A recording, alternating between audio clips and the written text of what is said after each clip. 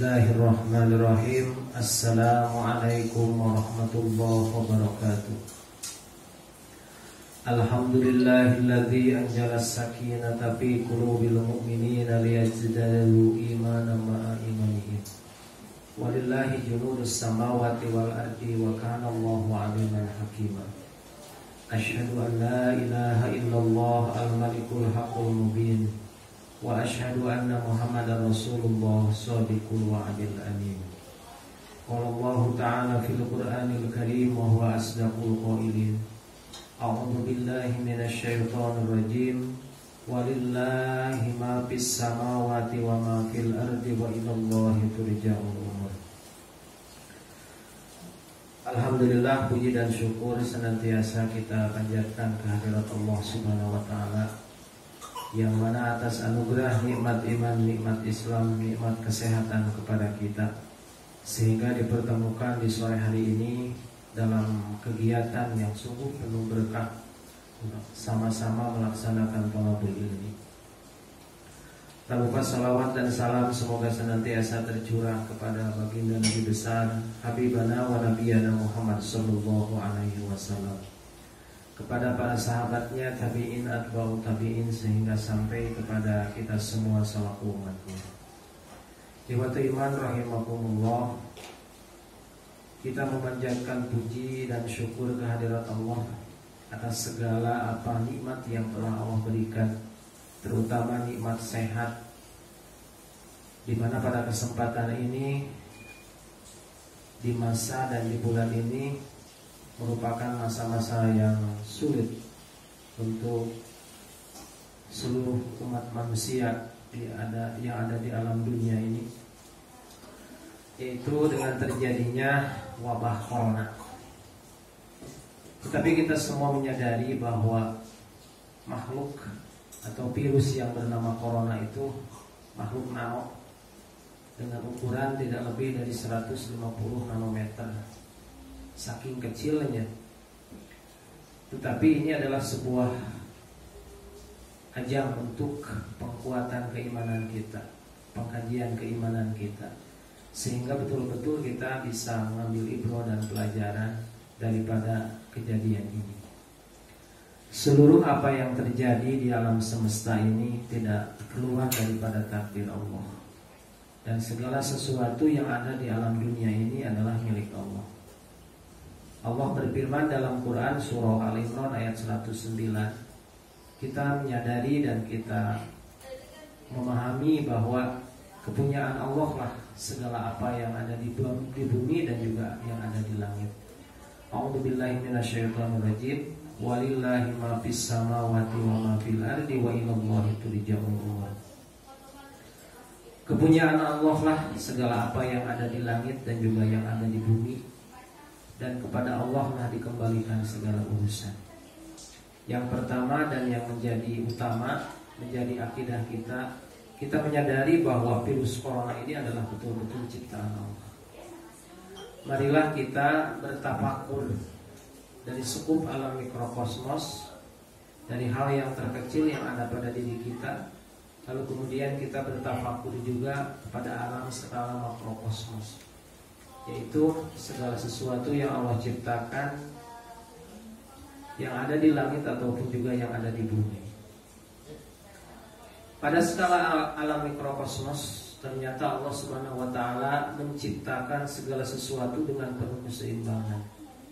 Ada 13 sistem anatomi pada tubuh manusia menurut ahli di bidang anatomi manusia. Yang pertama adalah sistem rangka, bahwasanya di dalam tubuh manusia ini terdiri dari 8 buah tulang di kepala, lalu kemudian ada 25 buah tulang di kerangka dada, lalu kemudian 14 buah tulang di wajah, 26 buah tulang di belakang pinggul, 6 buah tulang di telinga, 64 buah tulang di lengan, 1 buah tulang di lidah, dan 62 buah tulang di kaki. Luar biasa Allah menciptakan kita dengan penuh keseimbangan. Coba bayangkan kalau misalnya tulang ini tidak ada di dalam tubuh kita, ya mungkin hanya terdiri daripada daging saja. Lalu kemudian Allah Subhanahu wa taala menciptakan otak bagi diri kita. Ternyata otak ini menurut para ahli ilmu neurologi atau bidang keotakan bahwa otak ini terbagi dua. Ada otak sebelah kanan, kemudian ada otak sebelah kiri.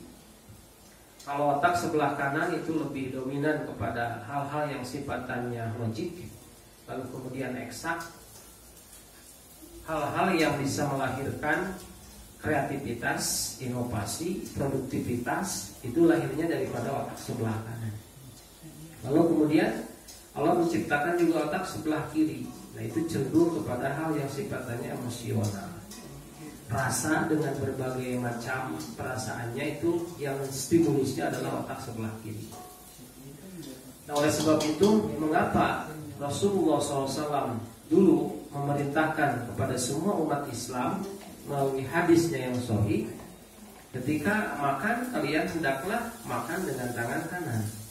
Lalu kemudian ketika kalian minum hendaklah kalian minum dengan tangan kanan. Lalu kemudian ketika kalian memakai baju hendaklah tangan kanan yang didahulukan. Lalu kemudian ketika masuk ke masjid juga sama, harus mendahulukan yang sebelah kanan. Sebetulnya Rasulullah itu mengharapkan bahwa semua manusia, terutama umat Islam, hendaklah lebih dominan menggunakan otak sebelah kanan. Karena dari situlah lahir berbagai macam kreativitas, inovasi, dan juga produktivitas. Yang stimulusnya itu adalah otak sebelah kanan. Nah, oleh sebab itu Islam ini sebetulnya bukan agama konservatif, tetapi Islam ini adalah agama yang berkemajuan. Islam ini adalah agama yang senantiasa memerintahkan kepada semua pemeluknya untuk bisa maju, untuk bisa kreatif dan juga inovatif di dalam menjalani kehidupannya. Nah, itu adalah sistem di dalam otak manusia. Lalu kemudian yang selanjutnya, Allah menciptakan DNA. DNA di dalam tubuh kita itu luar biasa. Jikalau DNA ini dibentangkan layaknya benang, menurut sebuah keterangan, itu DNA kita dari masyrik sampai maghrib itu akan sampai, saking panjangnya. Dan itu semua tersusun rapi di dalam tubuh kita. Betapa Allah Subhanahu wa taala menciptakan DNA satu orang itu berbeda-beda. Lalu kemudian ketika kita mengkonsumsi makanan, lalu kemudian dari makanan tersebut mengandung kalori, lalu kemudian dikunyah dengan berbagai macam enzim yang ada di dalam rongga mulut kita, lalu kemudian masuk ke pencernaan dan itu diproses oleh insulin sehingga dari kalori tersebut bisa berubah menjadi sebuah energi. Nah, ini adalah rububiyah Allah di dalam sekelumit mikrokosmos di dalam diri kita. Lalu kemudian kita bertafakur terhadap ciptaan Allah yang ada di alam semesta skala makrokosmos. Betapa Allah menciptakan dari mulai komet, lalu kemudian satelit, lalu kemudian planet, lalu kemudian bintang, matahari, sampai galaksi. Itu jutaan, bahkan miliaran jumlahnya. Dan itu awal mula penciptaannya adalah dari satu kesatuan yang padu. Lalu kemudian Allah memecahkan melalui sebuah proses yang dinamakan, kalau menurut Stephen Hawking itu adalah teori Big Bang.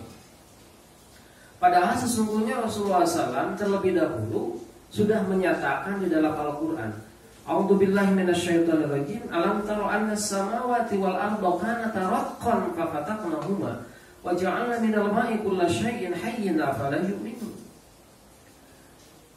Apakah kalian tidak memperhatikan bagaimana dulu Allah menciptakan? Sebelum alam semesta diciptakan itu Allah menciptakan dari satu kesatuan yang padu. Lalu kemudian Allah meledakkan satu kesatuan tersebut, sebuah ledakan yang sangat besar. Dan itulah yang dinamakan dengan Big Bang. Ternyata Rasulullah 1400 tahun yang lalu itu sudah menyampaikan di dalam Al-Quran. Sementara teori sains modern tentu saja baru diketemukan akhir dekade ini. Nah, ini menunjukkan bahwa apa yang dibawa oleh baginda Rasulullah SAW itu betul-betul bersumber dari Allah Rabbul Alamin yang mengendalikan alam semesta. Betapa segala sesuatu yang ada di bumi dalam skala mikrokosmos ataupun juga dalam skala makrokosmos itu Allah yang menciptakan. Walillahi ma fis samawati wa ma fil ardh wa ilallahi turja'ul umur. Lalu kemudian para ikhwan rahimakumullah, yang selanjutnya bahwasanya kita semua menyadari bahwa pekerjaan daripada corona atau virus tersebut itu adalah bertasbih kepada Allah. Kita lihat di dalam Quran surah As-Saff ayat 01. A'udzubillahi minasyaitonirrajim. Sabbaha lillahi ma fis samawati wa ma fil ardh wa huwal azizul hakim. Telah bertasbih kepada Allah segala apa benda yang ada di bumi, lalu kemudian yang ada di langit, semuanya bertasbih kepada Allah. Wa huwal azizul hakim, dialah zat yang maha gagah perkasa dan juga yang maha bijaksana. Berarti jangankan makhluk yang ukurannya 150 nanometer sampai kepada yang besar sekalipun semuanya bertasbih. Semuanya bertakbir, semuanya membesarkan Allah. Semuanya bertawaf, laksana sebuah tarian yang luar biasa hebat di alam semesta. Lalu kemudian sebagaimana tawafnya jamaah haji yang ada di Makkahul Mukarramah. Yang kedua itu, yang kemudian yang ketiga, bahwa segala sesuatu itu tidak akan mengenai kecuali apa yang telah Allah tetapkan. Artinya kalau melihat di dalam hadis riwayat Muslim, ya, hadis Muslim nomor 2653 dari Abdullah bin Amr bin As, bahwa kataballahu maqadirul khalaiq qabla an yakhluqas samawati wal ardi 50 alfasanatin. Allah telah mencatat takdir setiap makhluk itu 50.000 tahun sebelum Allah menciptakan langit dan bumi. Berarti segala sesuatu itu tidak akan ada yang keluar daripada takdir Allah. Segala sesuatu itu sudah Allah tentukan. Dan kita jangan khawatir bahwa segala sesuatu tidak akan mengenai kecuali apa yang telah Allah tetapkan. Bukankah salah satu iman itu adalah iman kepada takdir Allah? Lalu kemudian di hadis yang lain Rasulullah menyampaikan, Inna awwala ma khalaqallahu qalam. Sesungguhnya yang paling pertama Allah ciptakan itu adalah kolam. Ya. Faqala lahu uktub. Lalu kemudian Allah berkata kepada kolam tersebut, uktub, tulislah. Qala rabbi wa mada aktub. Ya Allah, apa yang akan aku tulis? Qala uktub maqadira kulli syai'in hatta taquma as-saah. Tulislah segala sesuatu yang berhubungan dengan takdir segala sesuatu yang ada di alam semesta ini hatta taquma as-saah, sampai hari kiamat. Nah, ini di dalam hadis riwayat Abu Dawud nomor hadis 4700. Lalu kemudian Ubadah bin Somit juga diriwayatkan oleh Tirmidzi hadis nomor 2156, dan juga di dalam At-Tafasir hadis nomor 3316. Jadi kita menyadari bahwa apa yang telah Allah tentukan itu terlebih dahulu Allah sudah menentukan. Apa yang Allah gariskan untuk alam semesta ini terlebih dahulu Allah sudah menentukan. Itu yang ketiga. Kemudian yang keempat, bahwa yang namanya virus tersebut kita meyakini bahwa tidak menyebabkan kematian. Nah, ini nih yang menarik. Mengapa tidak menyebabkan kematian? Karena yang menyebabkan kematian itu sesungguhnya ajalnya sudah sampai. Ya. Kalau kita misalnya terkena virus atau tidak terkena virus, kalau ajal itu sudah sampai, kita pasti meninggal. Sebagaimana Allah menyampaikan dalam Quran surah Al-Imran ayat 145. A'udzubillahi minasyaitonirrajim. Wa ma kana li nafsin an tamuta illa biidznillah kitaban muajjalan. Jadi segala sesuatu yang bernyawa itu tidak akan mati melainkan dengan izin Allah. Segala sesuatu yang sudah Allah tentukan hanya akan habis masa berlakunya itu ya ketika Allah Subhanahu wa taala sudah sampai kepada ajalnya. Jadi ketika belum sampai kepada ajalnya, ya itu tidak akan meninggal. Ini di dalam Quran surah Al-Imran ayat 145. Wa ma kana li nafsin an tamuta illa bi idznillah kitaban muajjala. Lalu kemudian yang selanjutnya di dalam Al-Quran surah Yunus ayat 107, bahwa madarat dan manfaat itu totalitas datangnya dari Allah. Sebagaimana Allah menyampaikan, wa iyamsaskallahu bidurrin fala kashifa lahu illahu. Dan tidak akan ada madarat yang akan sampai kepada kalian, dan juga tidak akan ada manfaat yang akan sampai kepada kalian terkecuali Allah Subhanahu wa taala terlebih dahulu sudah menentukan. Jadi wa yuridka bi khairin fala radda li fadlihi, ketika Allah akan memberikan sebuah maslahat, maka tidak akan ada yang akan bisa menghalangi.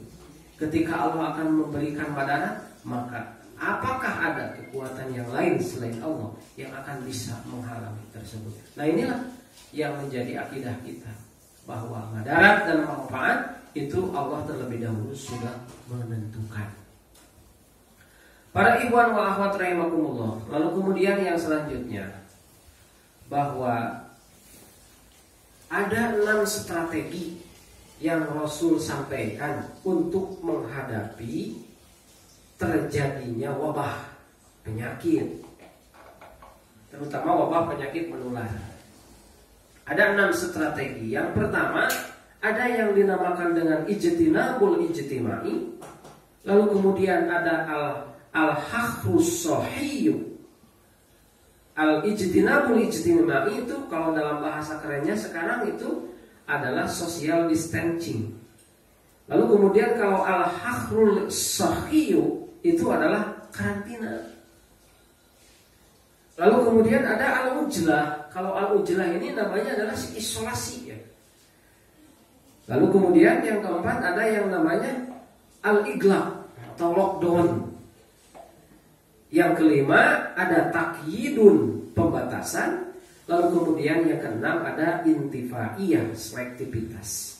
Kalau 6 strategi ini bisa dilaksanakan secara maksimal oleh yang berwenang, terutama dengan kebijakan-kebijakan yang dikeluarkannya, maka insya Allah ini wabah penyakit ini akan bisa dihadapi dan juga akan cepat selesai gitu kan.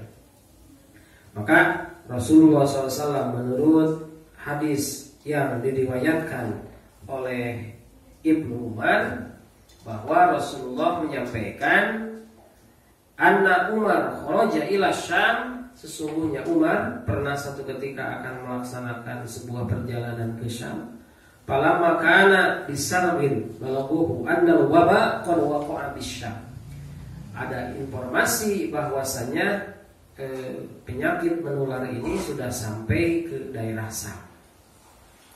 Fa akhbarahu Abdurrahman bin Auf, lalu kemudian diberikanlah kabar, berita oleh Abdurrahman bin Auf kepada Umar, anna Rasulullah SAW qala, sesungguhnya Rasulullah SAW sudah menyatakan bahwa tidak sami'tum bihi bi ardin fala taqdamu alaihi.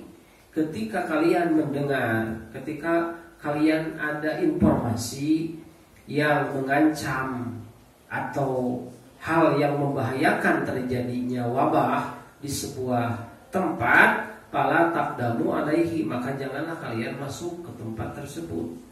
Lalu kemudian wa idza waqa'a bi ardin, dan ketika kalian masuk juga ke satu tempat atau sedang berada di dalam satu tempat yang terkena wabah, wa antum biha fala takhruju firaran minhu, maka kalian janganlah keluar dari tempat tersebut. Nah, ini adalah ajaran Rasulullah SAW untuk menghadapi wabah penyakit menular. Lalu kemudian ada sebuah tarhib dari Rasulullah SAW. Ini menurut hadis yang diriwayatkan oleh Imam Bukhari. Insya Allah ini adalah hadis sahih ala syartil Bukhari wa Muslim.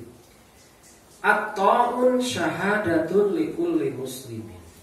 Ketika seorang muslim meninggal disebabkan wabah penyakit, maka derajat kematiannya itu syahid.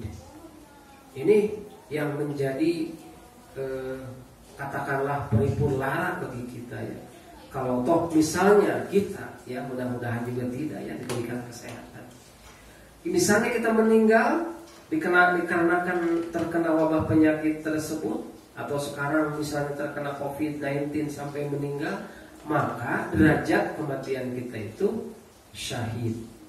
Kalau seorang muslim itu pasti syahid. Beda derajatnya kalau dengan non-muslim. Kalau seorang muslim, kematian karena wabah itu adalah surga bagi seorang muslim karenanya. Nah, inilah merupakan sebuah informasi dari Rasulullah SAW bahwa kita semua akan diberikan derajat syahid ketika meninggal disebabkan penyakit yang sedang mewabah hari ini. Lalu kemudian bagaimana? Karena memang kan kita bisa tidak menghindar untuk beraktivitas keluar rumah, tentu saja ada kebutuhan-kebutuhan yang sifatnya mendesak begitu.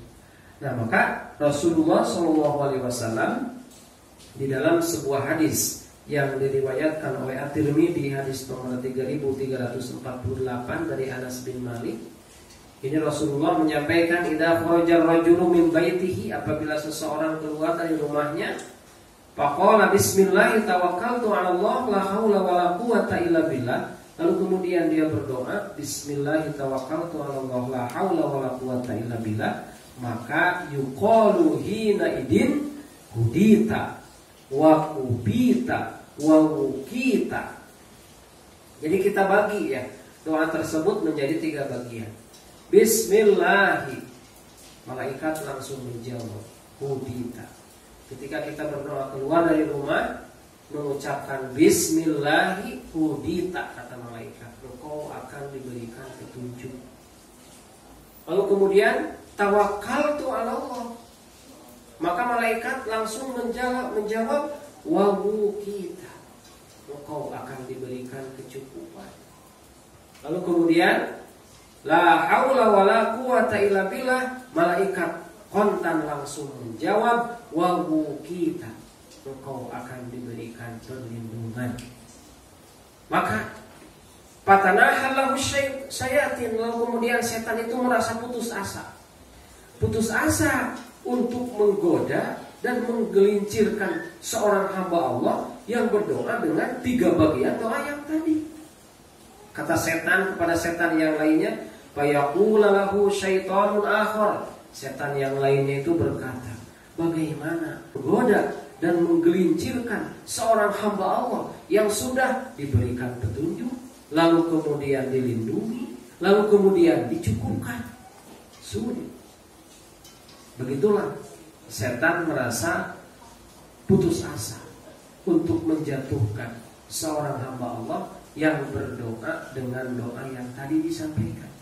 Maka oleh sebab itu tentu saja kita tidak bisa menghindar daripada apa yang terjadi hari ini, dan kita memang banyak kebutuhan untuk keluar rumah. Ketika akan keluar rumah, bacalah doa tersebut dengan penuh keikhlasan, maka kontan oleh malaikat itu dijawab. Bismillahi hudita, kata malaikat, engkau akan diberikan hidayah. Tawakkaltu 'ala Allah wa wukita, engkau akan diberikan perlindungan. Lalu kemudian la haula wala quwata illa billah wa wukita, engkau akan diberikan penjagaan. Bagaimana aku bisa menggelincirkan seorang hamba Allah yang sudah diberikan perlindungan, lalu kemudian diberikan kecukupan, lalu kemudian diberikan penjagaan? Bagaimana bisa menjatuhkan hamba Allah yang seperti itu? Sebagaimana doa yang senantiasa kita baca setelah sholat yang 5 waktu ataupun juga akan keluar dari rumah. Mudah-mudahan manfaat apa yang disampaikan tidak keluar dan juga tidak di luar daripada apa yang disampaikan oleh Allah dalam Al-Quran ataupun juga yang disampaikan oleh Rasulullah SAW di dalam hadis-hadisnya yang sahih. Mudah-mudahan manfaat. Aku qouli hadza wa astaghfirullahaladzim li wa lakum. Wassalamualaikum warahmatullahi wabarakatuh. Aku bisa